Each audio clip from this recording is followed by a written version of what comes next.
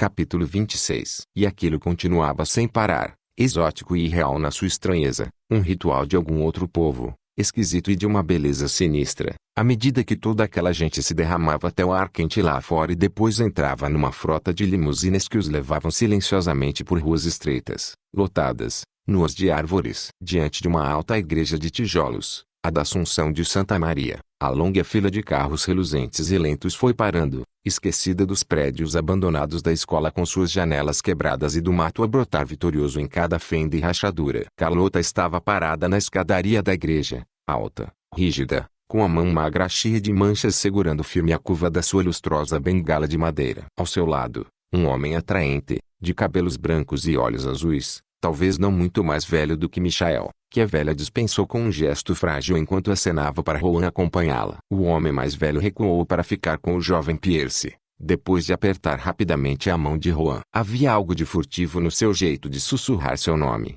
Ryan Mainfire, enquanto olhava ambicioso para a velha. Rowan compreendeu que ele era o pai do jovem Pierce. E entraram todos na imensa nave da igreja, todo o grupo acompanhando o caixão na sua mesa com rodinhas. Os passos ecoavam suaves e altos sob os graciosos arcos góticos, com a luz batendo brilhante nas magníficas janelas de vitral e nas estátuas dos santos delicadamente pintadas. Raras vezes, mesmo na Europa, ela havia visto tanta elegância e grandiosidade. As palavras de Michael voltaram vagamente à sua lembrança, algo sobre a velha paróquia da sua infância, sobre as igrejas lotadas que eram grandes como catedrais. Teria sido esse o lugar? Devia haver umas 1000 pessoas ali reunidas agora, crianças com seus gritos agudos antes que as mães as calassem, e as palavras do padre reverberando no amplo vazio como se fossem uma canção. A velha de costas rígidas ao seu lado não lhe dizia nada. Nas suas mãos definhadas, frágeis, ela segurava com maravilhosa destreza um livro pesado, cheio de imagens coloridas dos santos. Seus cabelos brancos,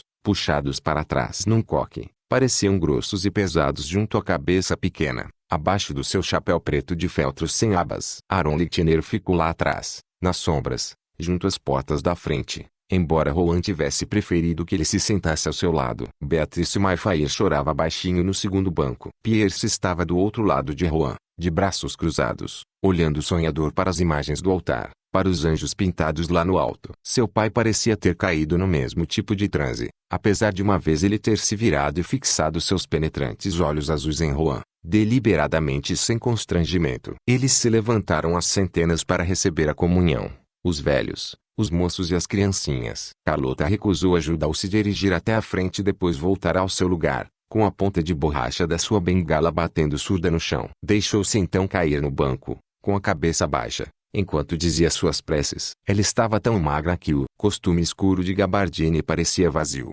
como um traje num cabide, sem nenhum contorno de um corpo dentro dele. Suas pernas pareciam gravetos enfiados nos grossos sapatos de cadarço. O cheiro de incenso subiu do turíbulo de prata enquanto o padre circundava o caixão. Afinal, a procissão saiu para a frota que aguardava na rua sem árvores. Dezenas de pequenas crianças negras, algumas descalças, algumas sem camisa, olhavam das calçadas quebradas diante de um ginásio esportivo abandonado, em péssimo estado. Mulheres negras estavam paradas de braços cruzados e cara amarrada, ao sol. Será que isso aqui era mesmo nos Estados Unidos da América? Em seguida, a caravana mergulhou, um veículo quase grudado ao da frente, pelas densas sombras do Garden District, com dezenas de pessoas acompanhando a pé, as crianças saltitando à frente, todos avançando por aquela profunda luz verde. O cemitério murado era uma verdadeira cidade de túmulos com telhados em cumeira, alguns com seus próprios jardins minúsculos, com os caminhos passando de um lado para outro por essa cripta em ruínas ou por esse grande monumento aos bombeiros de uma outra era, aos órfãos desse ou daquele orfanato,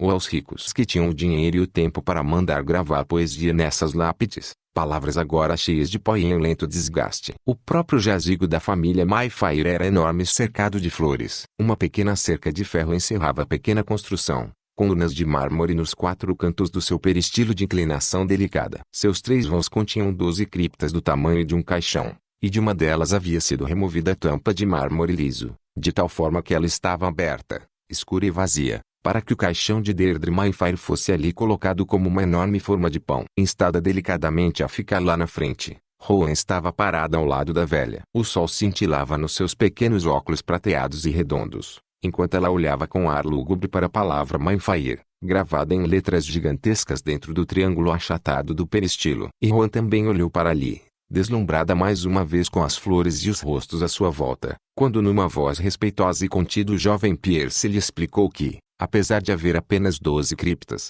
inúmeros membros da família Mayfair haviam sido ali enterrados, como revelavam as lápides da frente. Com o tempo, os caixões mais antigos eram abertos para ceder lugar a novos mortos. E os pedaços, bem como os ossos, eram jogados numa catacumba abaixo do jazigo. Juan respirou levemente ofegante. Quer dizer que eles estão todos ali embaixo, disse ela, baixinho, meio perplexa. Todos misturados ali por baixo. Não, eles estão no céu ou no inferno, disse Carlota Mayfair, com a voz firme e atemporal como seus olhos. Ela nem mesmo voltou a cabeça para os dois. Pierce recuou, como se tivesse medo de Carlota, com um rápido sorriso constrangido lhe iluminando o rosto. Rian olhava espantado para a velha. Agora, porém, o caixão estava sendo trazido, com os carregadores o sustentando nos ombros. Seus rostos estavam vermelhos com esforço.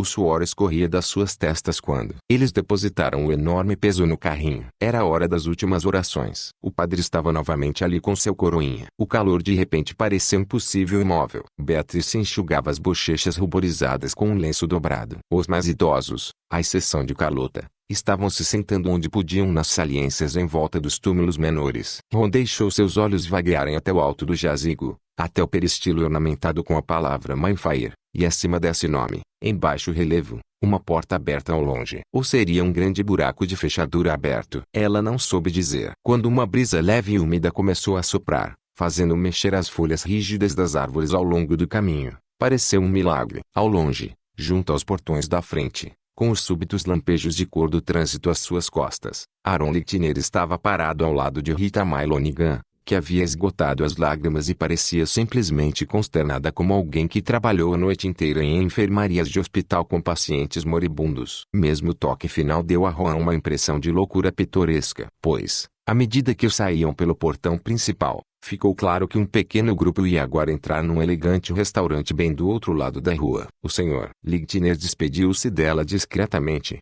prometendo-lhe que Michael viria. Ela queria pressioná-lo, mas a velha o encarava com frieza e raiva. E estava óbvio que ele havia percebido essa atitude e que estava ansioso para se afastar. Desnorteada, Ron deu um aceno de adeus. O calor novamente fazia com que se sentisse mal. Rita Mailonigan sussurrou uma despedida pesarosa. Centenas disseram adeus enquanto passavam rapidamente. Centenas vieram abraçar a velha. Aquilo parecia não ter fim. O calor tornando o ar pesado e depois leve. As árvores gigantescas fornecendo uma sombra malhada. Vamos nos ver outras vezes. Juan, você vai ficar.